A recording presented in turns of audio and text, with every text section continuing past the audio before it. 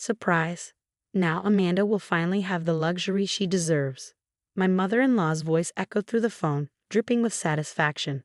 I stood in my kitchen, staring at the bank alert that had just popped up on my phone.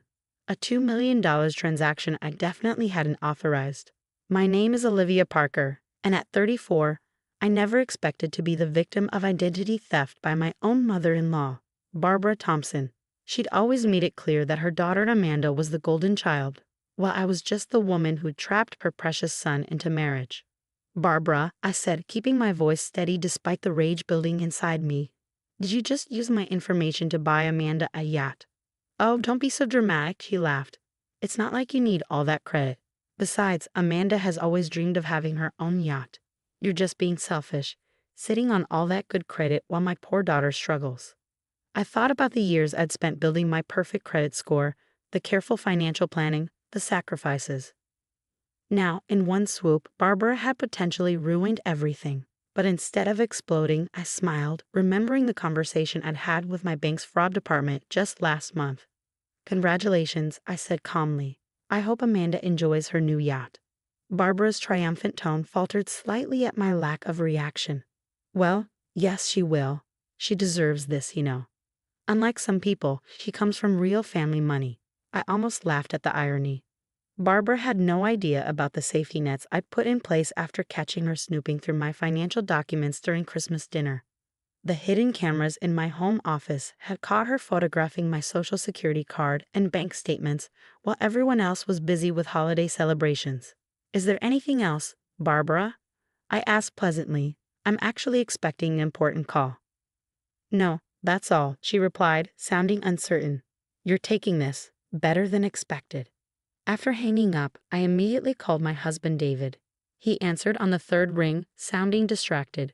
"Hey honey, I'm in the middle of a meeting. Your mother just used my Social Security number to buy Amanda a $2 million yacht," I said without preamble. The silence on the other end was deafening. What? David finally managed. "That's impossible. Mom wouldn't." "Check your phone," I interrupted. "I just sent you the transaction alert and a video clip from our security cameras showing her going through my office during Christmas." I heard him inhale sharply as he presumably watched the footage. "I'll be home in 20 minutes, he said, his voice tight with anger. While waiting for David, I made 2 calls. The first was to Special Agent Torres at the Coast Guard Investigative Service, whom I contacted after first discovering Barbara's snooping. The second was to my bank's fraud department, confirming that everything was being tracked and documented as we planned. David burst through the door exactly 18 minutes later, his face flushed with a mixture of anger and embarrassment. "I just got off the phone with Amanda," he said, running a hand through his hair. "She's already posting pictures of the yacht on Instagram. She says Mom gave it to her as an early birthday present. I had no idea." "Of course you didn't," I said softly, touching his arm. "Your mother has always been careful to keep her manipulations hidden from you." He sank into a kitchen chair, looking defeated. "What are we going to do?" "Actually," I said, pulling out my laptop, "everything's already in motion. After I caught your mother going through my office, I contacted several authorities. They've been waiting for her to make a move." David looked up, surprised. "You knew she would do something like this?" I nodded, pulling up the email from Agent Torres. "Your mother has a pattern. 3 years ago, she tried to access Amanda's ex-husband's financial accounts. Before that, there were 2 other incidents with family members. She's never faced consequences because everyone was too afraid to press charges. But this time," David started. "This time she stole my identity to make a $2 million purchase," I finished. "And unlike her previous victims, I've documented everything." My phone buzzed with a text from Agent Torres. "Coast Guard has located the vessel. Standing by for your go-ahead." I showed the message to David. He stared at it for a long moment before nodding slowly. "Do it," he said quietly. "Mom needs to learn she can't keep doing this to people." I typed a quick response to Agent Torres, then turned back to my husband. "Are you sure? This will change everything with your family." David reached across the table and took my hand. "You are my family," he said firmly, "and it's time someone stood up to Mom's manipulation." As if on cue, my phone rang again. It was Barbara, her voice now tinged with panic. "The Coast Guard is at the marina. They're saying something about fraud investigation. You need to tell them this was authorized. Actually, Barbara, I said calmly, I don't need to tell them anything. But I'm sure you'll have plenty to explain. You little, she started, but I cut her off. Goodbye, Barbara. I believe the investigators will want to speak with you now. I ended the call and looked at David, who was staring out the window with a mixture of sadness and determination. Agent Torres said they'll probably want to speak with us tomorrow, I said gently. Are you ready for that? He turned to me, his jaw set. You know what? I am. It's about time someone showed Mom that her actions have consequences. As we sat there in our kitchen, the sun setting outside our window, I thought about how different this scene was from what Barbara had probably imagined. She'd expected me to break down, to beg, to cause a scene. Instead, her perfectly planned power play was unraveling, and she had no idea that this was just the beginning.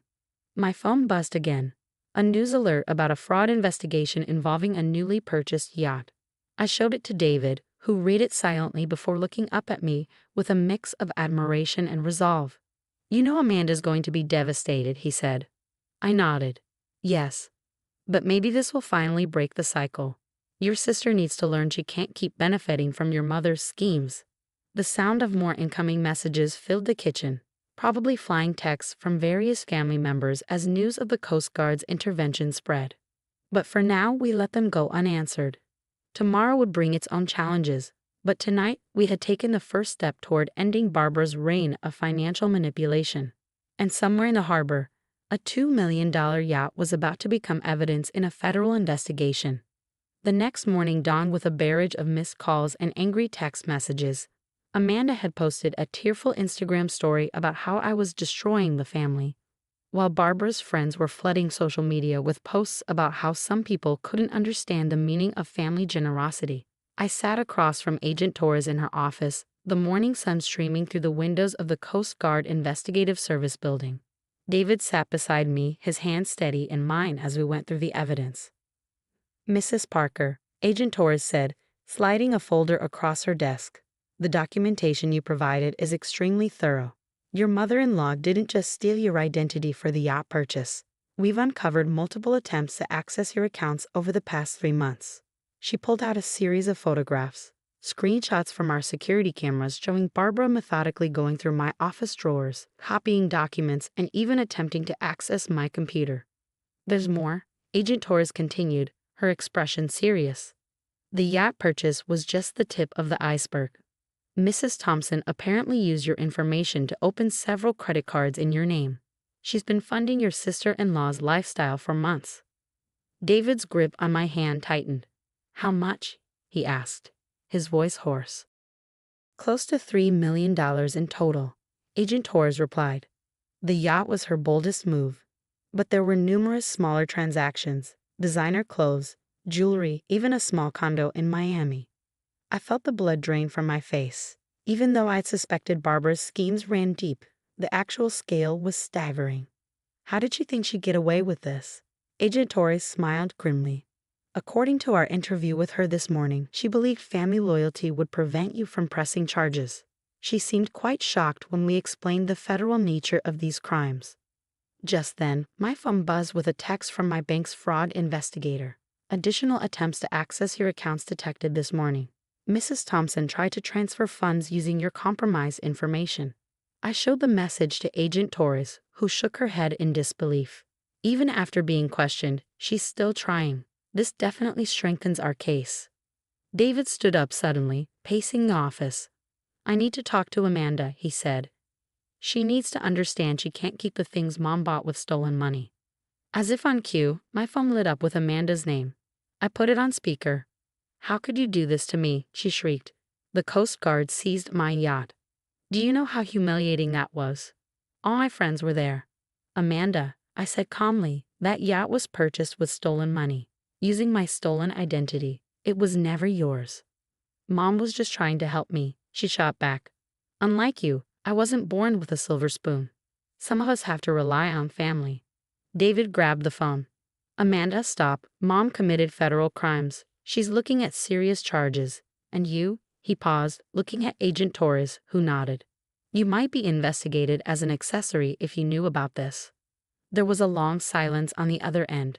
When Amanda spoke again, her voice was smaller, frightened. What do you mean, accessory? I didn't do anything wrong. Agent Torres leaned forward. Miss Thompson, this is Agent Torres with CGIS. We'll need to speak with you about the extent of your knowledge regarding these fraudulent purchases. I suggest you retain legal counsel. The call ended abruptly. David sank back into his chair, looking exhausted. I can't believe this is happening. Agent Torres gathered her papers. Mr. and Mrs. Parker will need you to come in tomorrow to sign some additional documents. For now, I suggest you both go home and rest. The next few days will be challenging. As we drove home, the city skyline seemed different somehow, as if the whole world had shifted on its axis. David hadn't spoken much since leaving Agent Torres' office, but as we pulled into our driveway, he turned to me. I got an email from Mom, he said quietly. She's demanding I choose between you and my family. Says if I don't get you to drop the charges, I'm no longer her son. I felt my heart break for him. David, He held up his hand. Don't apologize. You did exactly what you should have done. Mom's been manipulating everyone for years, and it's time it stopped. Inside, we found several voicemails from Barbara's sister, my aunt-in-law Margaret. Unlike the others, her message was different. Olivia, David, her voice was thick with emotion.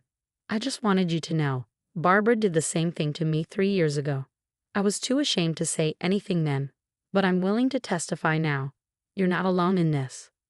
More calls started coming in. Other family members with similar stories. Barbara's web of financial manipulation stretched back years. But everyone had been too afraid or embarrassed to speak up. Around dinner time, another call came from Agent Torres. Mrs. Parker, we found something interesting. It seems your mother-in-law has been running a sort of family Ponzi scheme. She's been stealing from various family members to pay off debts to others, always staying one step ahead of discovery. I put the phone on speaker so David could hear. The yacht purchase, Agent Torres continued, was actually an attempt to hide money from another investigation. We've contacted the FBI's Financial Crimes Unit. David's face went pale. Other investigation. Yes, Agent Torres replied. Your mother has been under surveillance for suspected money laundering through her charity foundation. The yacht purchase helped us connect several dots. After the call ended, David and I sat in stunned silence. The scope of Barbara's crimes was expanding by the hour, far beyond what either of us had imagined. My phone pinged with a news alert. A local station was running a story about the yacht seizure. Within minutes, Amanda was calling again, but this time her tone was different. Olivia, she said, her voice shaking. I swear I didn't know about Mom's other schemes. She told me she had permission to help me using family money. I never thought. She broke down crying. I looked at David, who nodded slowly. Amanda, I said, if you really didn't know, you need to cooperate with the investigation. Tell them everything Mom told you. I will, she whispered. I'm so sorry. As night fell, David and I sat on our back porch, trying to process everything that had happened in the past 24 hours. The string lights we'd hung last summer cast a soft glow, making everything feel almost normal. Agent Torres thinks there might be more victims, David said quietly. Other family members who haven't come forward yet. I reached for his hand. Your mother's actions are not your responsibility. He squeezed my hand back. I know, but I can't help thinking about all the times I dismissed people's complaints about her. How many times did I look the other way because it was easier than facing the truth? Before I could respond, both our phones lit up with a breaking news alert. Barbara Thompson had been arrested while attempting to board a flight to the Cayman Islands. The house of cards was finally falling, and we were watching it happen in real time.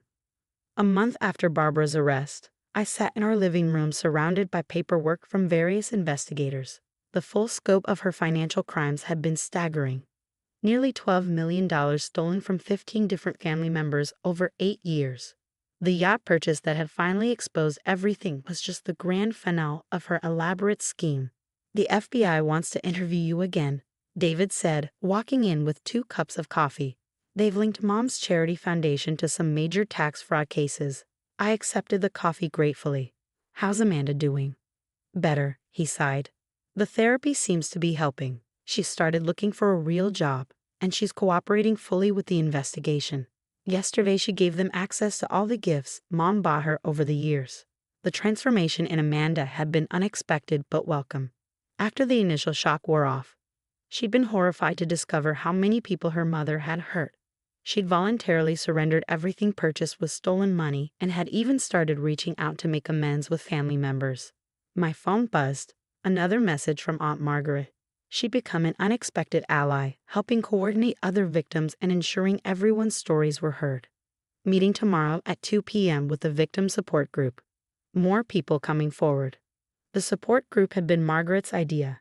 As more family members discovered the extent of Barbara's deception, they needed a safe space to share their experiences and heal. It was helping to rebuild bonds that Barbara had systematically destroyed over the years. Did you see this? David handed me his tablet, showing a local news article. The headline read, "Prominent Socialite's Family Fraud Scheme Leads to New Identity Theft Prevention Bill." I skimmed the article, which detailed how her case had inspired state legislators to propose stronger protections against familial identity theft. Barbara's crimes had exposed a significant gap in existing laws.